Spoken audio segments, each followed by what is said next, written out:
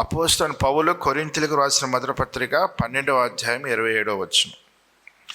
అటువలే మీరు క్రీస్తు యొక్క శరీరమై ఉండి వేరువేరుగా అవయవములై ఉన్నారు. దేవుని పిల్లమైన మనం ఒక సంఘముగా ఎందుకు పిలువబడుతున్నాము అంటే క్రీస్తు యొక్క శరీరముగా ఉండటానికి. ఏ పని నిమిత్తమైన శరీరము ధరించుకొని వచ్చారో ఆ పని మనందరికీ కూడా అప్పగించబడింది. చూడండి, ఎఫెసీయులకు రాసిన పత్రిక 1వ అధ్యాయం 22-23వ వచనం. మరియు సమస్తమును ఆయన పాదముల క్రింద ఉంచి సమస్తముపైని ఆయనను సంఘమునకు శిరస్సుగా నియమించెను. ఆ సంఘము ఆయన శరీరము. సమస్తమును పూర్తిగా నింపుచున్న వాని సంపూర్ణత ఉన్నది. అంటే సంఘము అన్నది క్రీస్తు యొక్క శరీరముతో పోల్చబడింది. ఇప్పుడు మనందరము కూడా క్రీస్తు యొక్క శరీరంలో ఒక్కొక్క అవయవమై ఉన్నాము. మనందరము కూడా శిరస్సు అయినటువంటి ప్రభు మాట చొప్పున జీవించాలి, లేక నడుచుకోవాలి. అంటే ఈ ప్రతి అవయవముకు ఏ పని ఎప్పుడు ఏది చేయాలో డైరెక్ట్ చేసేది ఏమిటి అంటే మన యొక్క బ్రెయిన్, మన శిరస్సు, మన మెదడు. అలాగున ప్రభువు నడిపించినట్టుగా మనందరము కూడా నడుచుకోవాలి. అంటే సంఘముగా నడుచుకోవాలనేటువంటి భావము అందులో ఇమిడి ఉందన్నమాట. అందుకే దేవుడు సంఘాన్ని శరీరముతో పోల్చారు. శరీరం అంటే ఒకే అవయవం కాదు కదా, అనేక అవయవం యొక్క కలయిక. ప్రతి అవయవము కూడా మరొక అవయవానికి సహకరిస్తుంది. ఇప్పుడు కాలికి నొప్పి అనుకోండి, చేతితో మందు రాసుకుంటాం. శరీరానికి బలం కావాలనుకోండి, నోటితో ఆహారాన్ని తీసుకుంటాం. సో ఇలాగునే ప్రతి అవయవము కూడా ఒకదానితో ఒకటి అనుసంధానం కలిగి శరీర క్షేమము కొరకు పాటుపడకపోతే అసలు ఈ శరీరం ఒక క్రమంలో పనిచేయడానికి అవకాశమే లేదు. కనుక దేవుని పిల్లలైన ప్రతి ఒక్కరు కూడా సంఘములో ఏ విధంగా పని చేయాలి అంటే సంఘ క్షేమాన్ని దృష్టిలో పెట్టుకొని ఒక అవయవం మరొక అవయవంతో ఎలా అనుసంధానం కలిగి ఉందో అలాగ ఒకరినొకరు సహకరించుకొని అందరము కలిసి దేవుని పని చేయాలి. రెండు చేతులు బాగా పనిచేస్తూ కాళ్ళు సరిగా పనిచేయలేదనుకోండి, అది శరీరానికి నష్టమా లాభమా? నష్టమే. అలాగున కొంతమందే పనిచేసి మరికొంతమంది దేవుని పని చేయటం లేదనుకోండి, సంఘానికి అది నష్టమే. సంఘానికి ఎప్పుడు కూడా నీవైనా నేనైనా ప్రయోజకులుగా ఉండాలి, కానీ నిష్ప్రయోజకులుగా ఉండకూడదు. నేను ఒక అవయవమని అనేటువంటి విషయాన్ని మర్చిపోకూడదు. ఒక పని నిమిత్తమే దేవుడు నన్ను ఉంచాలనే విషయాన్ని మర్చిపోకూడదు. ఒక కార్యాన్ని చేయడానికే దేవుడు నన్ను ఏర్పరచుకున్న విషయాన్ని మర్చిపోకూడదు. కనుక సంఘంలో నీ పాత్ర ఏమిటి, సంఘంలో నీ పని ఏంటి, సంఘంలో నీ యొక్క ఉద్యోగము ఏమిటి అనేటువంటి తాత్పర్యము మనలో ఎప్పుడూ కూడా ఉండాలి. అందుకే దేవుడు ఏం చేశాడంటే సంఘాన్ని శరీరముతో పోల్చాడు.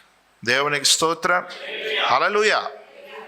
చూడండి, యోహాను సువార్త 13వ అధ్యాయం 34-35 వచనం చదువుకుందాం. మీరు ఒకరినొకరు ప్రేమింపవలనని మీకు క్రొత్త ఆజ్ఞ ఇచ్చుచున్నాను. నేను మిమ్మల్ని ప్రేమించినట్టే మీరును ఒకరినొకరు ప్రేమింపవలను. మీరు ఒకని ఎడల ఒకడు ప్రేమ గలవారిని ఎడల దీన్ని బట్టి మీరు నా శిష్యులని అందరూ తెలుసుకుందురనెను. శరీరంతో దేవుడు మనల్ని ఎందుకు పోల్చాడు అంటే ప్రభు శరీరంతో ఉండి ఈ భూమి మీద దైవత్వాన్ని కనపరిచారు. అందుకే వాక్యం సెలవిస్తుంది, దైవత్వం యొక్క సర్వ పరిపూర్ణత క్రీస్తు శరీరమందు నివసించుచున్నది. అవునా కదా? దైవత్వము యొక్క సర్వ పరిపూర్ణత క్రీస్తు యొక్క శరీరమందు నివసించున్నది. అంటే యేసు ప్రభు వారు గాడ్స్ క్యారెక్టర్ని ఆయన కనపరిచారు. దేవుని ప్రేమ ఎలా ఉంటుంది, దేవుని కనికరం ఎలాగ ఉంటుంది, ఆయన పరిశుద్ధత ఎలాగ ఉంటుంది, ఆయనలో ఉన్నటువంటి లక్షణాలన్నీ కూడా సంపూర్ణంగా ఎవరిలో కనిపిస్తున్నాయి? యేసు ప్రభులో కనిపిస్తున్నాయి. దైవత్వం యొక్క సర్వపరిపూర్ణత క్రీస్తు శరీరమందు నివసించుచున్నది వ్రాయబడింది కదా. ఇప్పుడు ఆ శరీరం ఎవరు? సంఘమే. కనుక ఇప్పుడు సంఘం ఏం చేయాలండి? ఆ దైవత్వాన్ని సంపూర్ణంగా కనపరచాలి. అంటే గాడ్స్ క్యారెక్టర్, దేవుని శక్తిని, దేవుని మహిమను, దేవుని ప్రేమను, దేవుని వ్యక్తిత్వాన్ని ఈ లోకానికి కనబరిచేదిగా ఉండాలి దేవుని యొక్క సంఘం.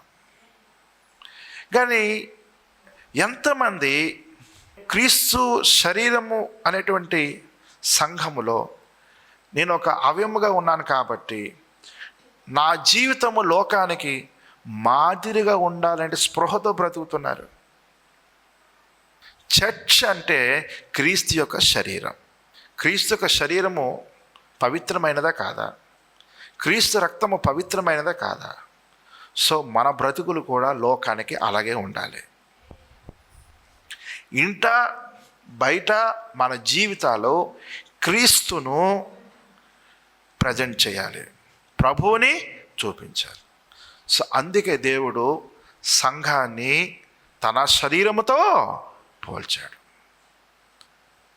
ప్రభు పని కొరకు, అదేవిధంగా ప్రభు యొక్క లక్షణాలు కనపరచడానికి, ఒకరినొకరు ప్రేమించుకుంటూ సహకరించుకుంటూ దైవికమైన ప్రేమ మన మధ్యలో ఉంటూ మనందరం కలిసి ప్రభువుని లోకానికి చూపించడానికి.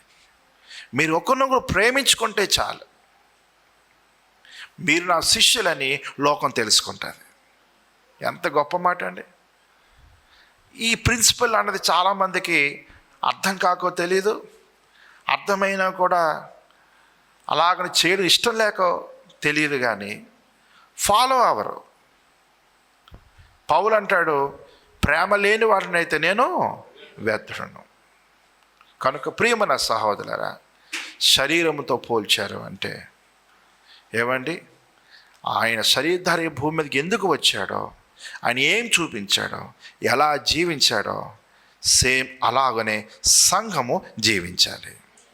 దేవునికి స్తోత్రం.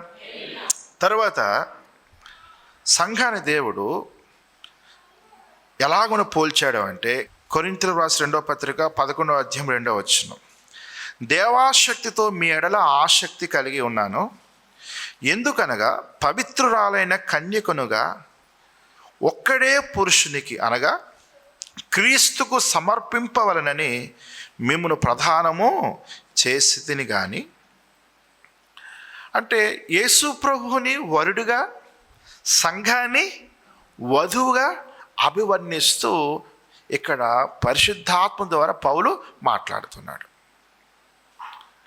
ప్రభువుకి మనం ప్రధానము చేయబడ్డాం. యేసుక్రీస్తు యందు విశ్వాసం ఉంచి మారు మనసు పొంది బాప్టిజం తీసుకున్నాము అంటే యేసుక్రీస్తుతో మనకు ప్రధానము జరిగిపోయింది. ఒక వ్యక్తిని పెళ్లి చేసుకోవడానికి నిర్ణయం అయిపోయినప్పుడు, లేక ఒక వ్యక్తితో ప్రధానము జరిగిపోయినప్పుడు అమ్మాయి మరొక పురుషుని వైపు చూస్తే తన క్యారెక్టర్ని బ్యాడ్ అంటారా గుడ్ అంటారా? చాలా బ్యాడ్. అది ఇష్టం లేకపోతే ముందుగానే చెప్పేయాలి. ప్రధానానికి బైబిల్లో ఎంతో ప్రాముఖ్యత ఉంది. ప్రధానం చేయబడిన తర్వాత యోసేపును మరియ భర్త అని సంబోధించారు, ఆమె భర్త అయిన యోసేపు. అయితే స్పిరిచువల్గా మనం ఆలోచన చేద్దాం. ఈ లోకం వైపు చూస్తే మరో పురుషుని మనము ఆశించినట్టే. లోక స్నేహము దేవునితో వైరము. అంటే మనం ఎంత తప్పు చేస్తున్నామో మనకు అర్థం కావాలి అంటే, ఒక వ్యక్తితో ప్రధానం చేయబడినటువంటి ఒక స్త్రీ మరొక పురుషుణ్ణి కోరుకున్నా, ఆ వ్యక్తితో సాంగత్యము చేసినా అది ఎంత పాపంగా పరిగణించబడుతుందో సంఘము ప్రభువుతో ప్రధానం చేయబడిన తర్వాత ప్రభువుకి ఆ సంఘం కట్టుబడి ఉండకపోతే ఏమండి, ఆధ్యాత్మికంగా మనందరం అటువంటి పాపాలు చేస్తున్న వారమే. కాబోయే భర్త గురించి స్త్రీ సహజంగా వాంఛ అన్నది కలిగి ఉంటుంది. భర్తను ప్రేమిస్తుంది, భర్తతో సాంగత్యాన్ని కోరుకుంటుంది. ప్రియమైన సహోదరులారా, అంటే మన నుంచి దేవుడు ఏం కోరుకుంటున్నాడంటే అటువంటి ప్రేమను కోరుకుంటున్నాడు. అంటే భార్య భర్త మధ్యన ఇంటిమేసీ అన్నది మిగిలిన వారితో ఉన్న రిలేషన్ కంటే చాలా డీప్గా ఉంటుంది, చాలా డీప్గా ఉంటుంది. వారి ఇరువురు అట ఏక శరీరమై ఉందురు. నీ ఆత్మ దేవుని ఆత్మ ఒకటైపోవాలి. భార్య భర్తల శరీరాలు ఎలా ఒకటవుతున్నాయో దేవుని ఆత్మ నీ ఆత్మ ఒకటైపోవాలి. అందుకే దేవుడు సంఘాన్ని భార్యతో పోల్చాడు. అంత ఇంటిమేసీ ఎంతమందికి ఉంది? దేవుని ఆత్మతో మమేకమైపోయేటువంటి అంత డీప్ రిలేషన్ ఎంతమందికి ఉంది? సంఘముగా అటువంటి రిలేషన్ దేవునితో మనము కలిగి ఉండాలి. ఎఫెసీయులకు రాసిన పత్రిక 5వ అధ్యాయము 25వ వచనం నుంచి, పురుషులారా మీరును మీ భార్యలను ప్రేమించుడి, అటువలే క్రీస్తు కూడా సంఘమును ప్రేమించి అది కలంకమైనను ముడతైనను అట్టిది మరి ఏదైనను లేక పరిశుద్ధమైనది గాను నిర్దోషమైనది గాను మహిమగల సంఘము గాను ఆయన తన ఎదుట దాన్ని నిలువబెట్టుకునవలనని వాక్యముతో ఉదక స్నానం ఇచ్చిన దాన్ని పవిత్రపరిచి పరిశుద్ధపరచుటకే దాని కొరకు తను తాను అప్పగించుకున్నాను. పెళ్ళి కాకముందు కాబోయే భర్తకి అందంగా కనిపించాలనుకుంటుంది స్త్రీ. ప్రియమైన సహోదరులారా, ఆధ్యాత్మిక జీవితానికి మనం అన్వయించుకోవాలి. దేవుడు మనం చూసేటప్పుడు మన అందంగా కనిపించాలైనా కోరుకుంటున్నాడు. స్పిరిచువల్ బ్యూటీనెస్ని దేవుడు కోరుకుంటున్నాడు. మన హృదయము దేవునికి నచ్చేటట్టుగా ఉండాలి. ఆయన ఇచ్చే నీతి వస్త్రాన్ని మనము ధరించుకోవాలి. పరిశుద్ధ అలంకారాలు అనేవి దేవునికి చాలా ఇష్టం. దేవుడు మన నుంచి స్పిరిచువల్ బ్యూటీనెస్ని కోరుకుంటున్నాడు. పరిశుద్ధమైన అలంకారాలు. ఆ పరిశుద్ధమైన అలంకారాలు ఏంటో తెలుసా? దేవుడు ఇచ్చేటువంటి ఆత్మ ఫలము. గలతీ 5:22లో ఉంటుంది. అక్కడ ఉన్నటువంటి లక్షణాలు మీరు చదవండి. ప్రతి ఒక్క లక్షణం కూడా ఒక అలంకరణ. దేవునికి స్తోత్రం. ప్రకటన గ్రంథము 19వ అధ్యాయం 7వ వచనం, ఆయనను స్తుతించుడి, గొర్రెపిల్ల వివాహోత్సవ సమయము వచ్చినది, ఆయన భార్య తన్ను తాను సిద్ధపరచుకొని ఉన్నది గనుక మనము సంతోషపడి ఉత్సహించి ఆయనను మహిమపరచుదామని చెప్పగా వింటిని. ఆయన భార్య ఎవరని? ఈ భార్య సంఘము. ఆయన భార్య అంటే ఎవరంటే సంఘం. తన్ను తాను సిద్ధపరచుకొని ఉన్నది. చూసారా? రెడీగా ఉన్నటువంటి అర్థం ఏంటండి? సంఘం ఎలా ఉండాలంటే ప్రభు వచ్చే సమయానికి మనం అందరం కూడా సిద్ధంగా ఉండాలి. నీ భర్త నీ దగ్గరికి వస్తాడు ఆత్మరూపంలో. నేను సృష్టించేవాడు నీకు భర్తే ఉన్నాడు. ఆయన నీ దగ్గరికి వచ్చేటప్పుడు నీవు ఆయనకి ఎలా కనిపించాలంటే ఆత్మ సౌందర్యంతో కనిపించాలి. అప్పుడే ప్రభు ఆత్మ నేను తాకుతాడు. ప్రభు ఆత్మతో నీవు నింపబడతావు. ప్రభు ఆత్మలో నీవు సంతోషిస్తావు. ఆయనతో చాలా లోతుగా సాంగత్యమును చేయగలవు. దేవునికి స్తోత్రం. దేవునికి అసహ్యాన్ని కలిగించేవి పాపమే అండి. ఆ పాపపు క్రియలు మనలో లేకుండా చూసుకోవాలి. దేవునికి ఏది అయిష్టమో అది మనము లేకుండా చూసుకోవాలి. గర్వమా, అహంకారమా, లేక మరొక పాపమా? ఏ లోపము మనలో లేకుండా ఉండటమే దేవుడు కోరుకునేటువంటి సౌందర్యం. దేవునికి స్తోత్రం. ప్రకటన గ్రంథం 21వ అధ్యాయం 2వ వచనం. మరియు నేను నూతనమైన యెరూషలేమును, ఆ పరిశుద్ధ పట్టణము తన భర్త కొరకు అలంకరింపబడిన పెండ్లి కుమార్తె వలె సిద్ధపడి పరలోకమందున్న దేవుని యొద్ద నుండి దిగవచ్చుట చూచితిని. సంఘం ఎలా సిద్ధపడిందటండి? పెండ్లి కుమార్తె వలె. పెళ్లి చేసుకునేటప్పుడు ఆ వివాహ కార్యక్రమానికి అందరికంటే ఎక్కువగా బాగా ఎవరు తయారవుతారండి? పెళ్లి కుమార్తె. చాలా ఎక్కువ అలంకరణ ఉంటుంది కదా పెళ్లి కుమార్తెకి. అటువంటి ఆత్మీయ అలంకరణ అన్నది సంఘము కలిగి ఉండాలని దేవుడు మాట్లాడుతున్నాడు. కనుక ప్రియమైన సహోదరులారా, దేవుడు సంఘాన్ని తన శరీరంతో పోల్చాడు. ఏ ఉద్దేశంతో పోల్చాడో మనం అర్థం చేసుకోవాలి. ఎందుకంటే శరీరంతో ఎందుకు పోల్చాడు? ఇప్పుడు భార్యతో పోల్చాడు. భార్యతో ఎందుకు పోల్చాడో ఆ ఉద్దేశాన్ని మనం అర్థం చేసుకొని ఆ విధంగా ప్రభుతో రిలేషన్ మనం మెయింటైన్ చేయాలి. దేవునికి స్తోత్రం. అంటే సంఘము క్రీస్తు శరీరముగా ఉండాలి, సంఘము క్రీస్తుకు భారీగా ఉండాలి. చూసారా? తర్వాత ఎఫెసీయులకు రాసిన పత్రిక 2వ అధ్యాయము 19వ వచనం నుంచి, కాబట్టి మీరిక మీదట పరజనులను పరదేశులనై ఉండక పరిశుద్ధులతో ఏకపట్టణస్థులను దేవుని ఇంటి వారునై ఉన్నారు. క్రీస్తు యేసే ముఖ్యమైన మూలరాయి ఉండగా అపోస్తులను ప్రవక్తను వేసిన పునాది మీద మీరు కట్టబడి ఉన్నారు. ప్రతి కట్టడమును ఆయనలో చక్కగా అమర్చబడి ప్రభువునందు పరిశుద్ధమైన దేవాలయమొకటకు వృద్ధి పొందుచున్నది. ఆయనలో మీరు కూడా ఆత్మమూలముగా దేవునికి నివాస స్థలమే ఉండుటకు కట్టబడుచున్నారు. అంటే సంఘాన్ని ఇప్పుడు దేంతో పోల్చాడండి? దేవాలయంతో పోల్చాడు. చూసారా?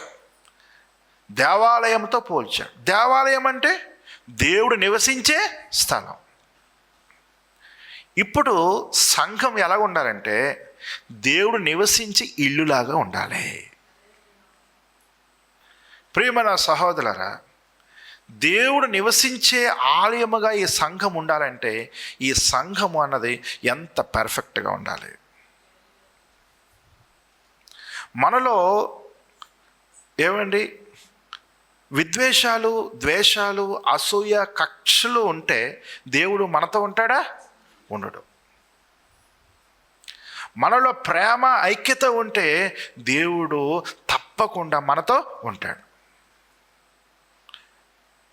జస్ట్ మనందరం వచ్చి ఇలా గ్యాదర్ అయిపోయి వెళ్ళిపోవడం వల్ల ప్రయోజనం లేదండి. ఈ సంఘమైనటువంటి ఈ ఆలయంలో దేవుడు ఉండాలండి. దేవుడు నివసిస్తే ఆయన తప్పకుండా ప్రత్యక్షమవుతాడు.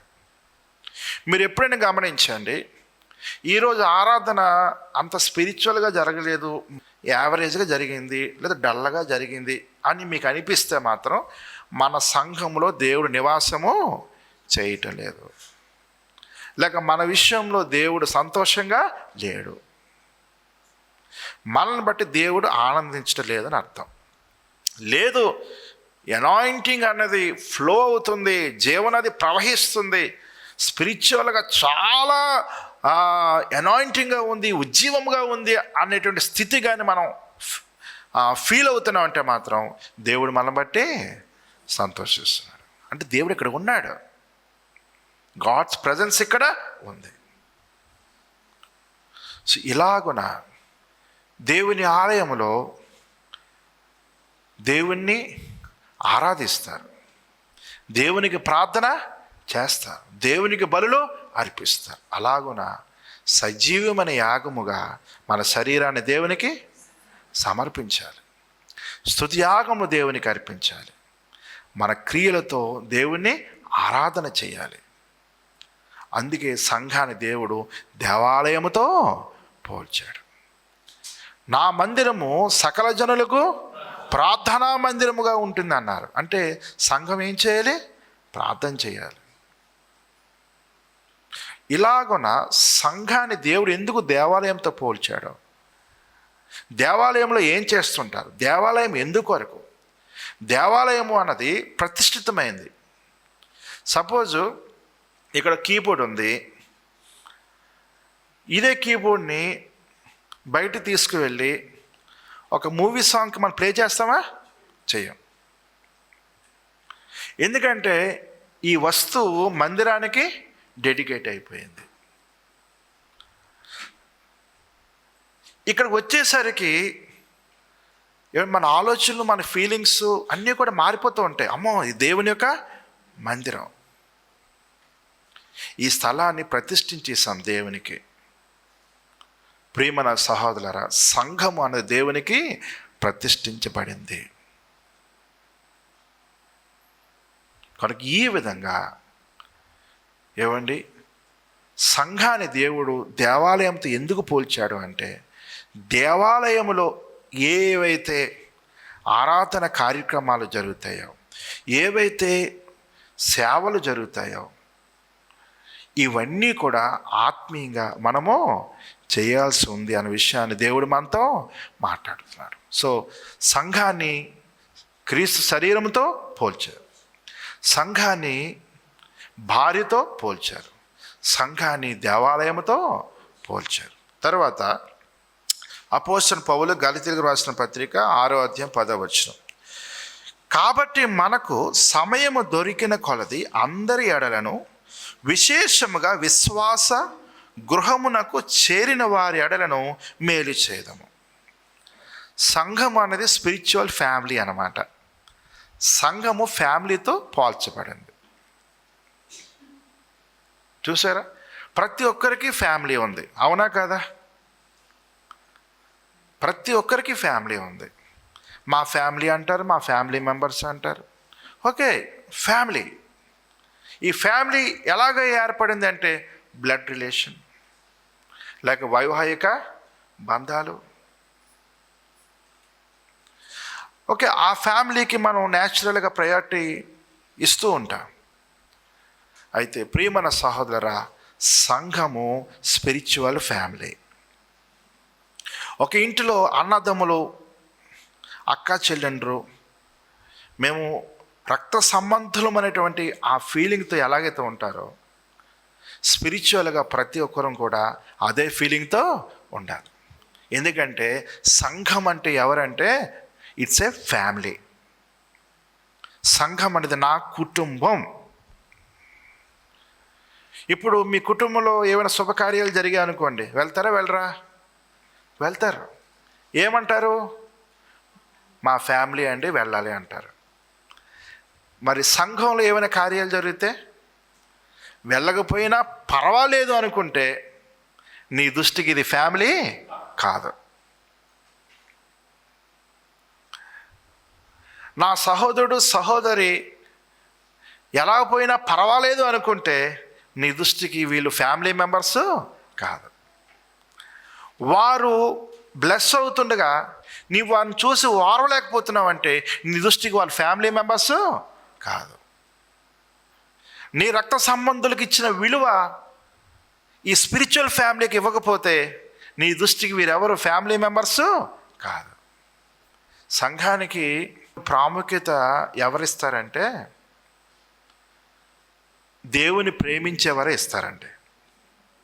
ఎందుకంటే సంఘమే క్రీస్తు శరీరం కదా, సంఘమే క్రీస్తు దేవాలయం కదా, సంఘమే దేవుని యొక్క కుటుంబం కదా. ఈ కుటుంబానికి అధిపతి ఎవరండి? ప్రభువే. అందుకే యోహాను సువార్త 1వ అధ్యాయం 12-13 వచనం చదువుకుందాం.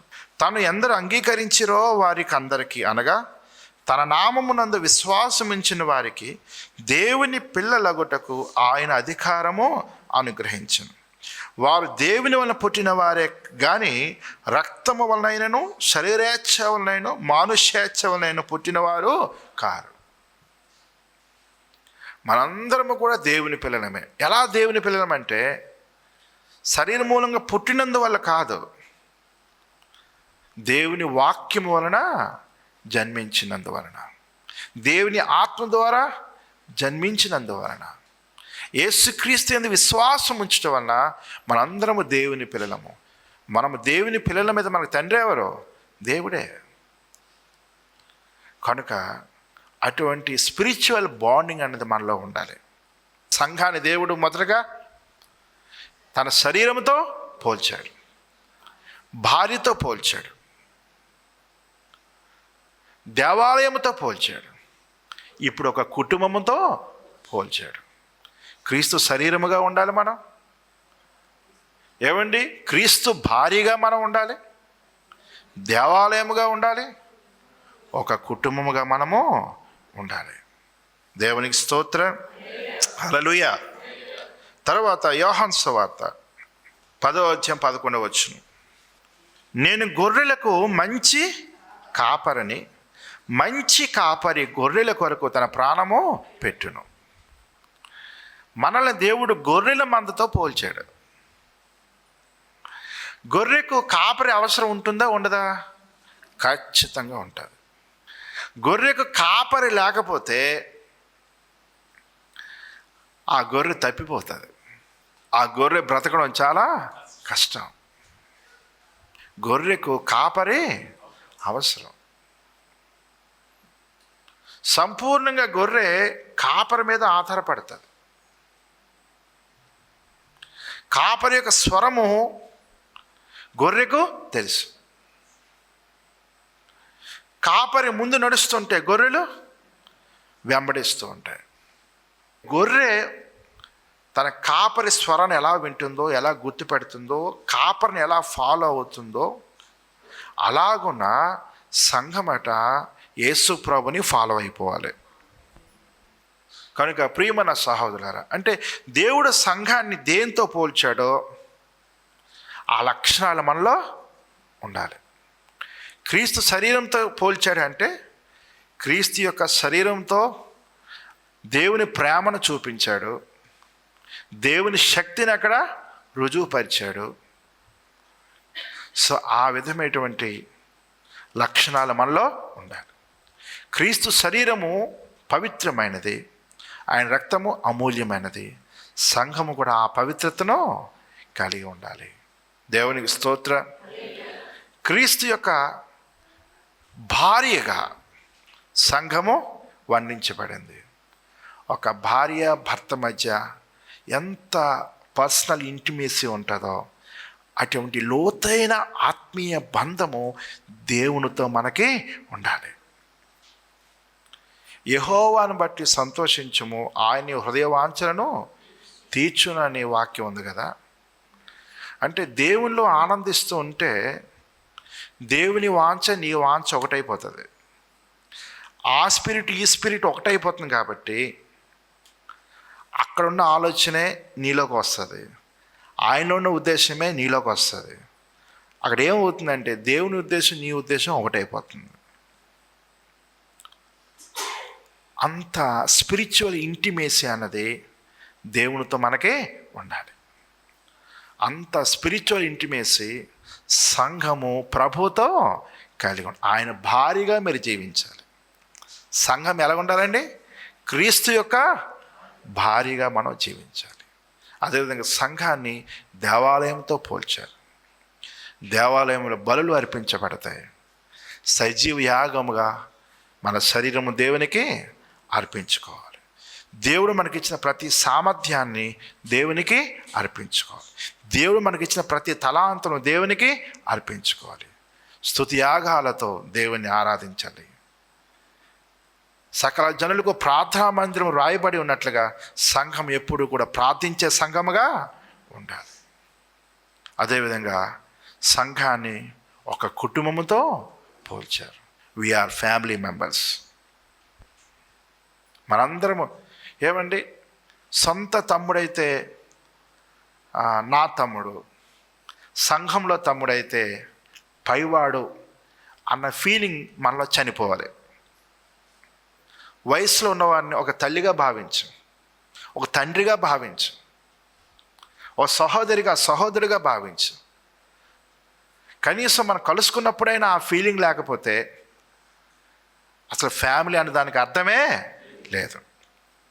కాబట్టి మనందరం కూడా ఒక కుటుంబముగా ఉండాలి.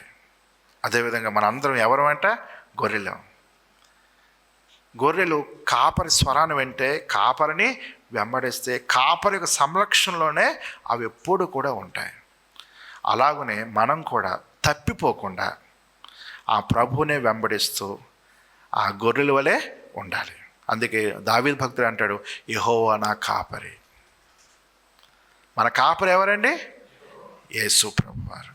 కనుక సంఘాన్ని దేవుడు ఏమండి వేటితో పోల్చాడో ఆ లక్షణాలు ఏమండి, ఆ యొక్క ఉద్దేశాలు, ఆ ఆలోచనలు, ఆ క్రియలు అన్నవి మనలో ఉండాలి. దేవుడి మాటలు దీవించును గాక.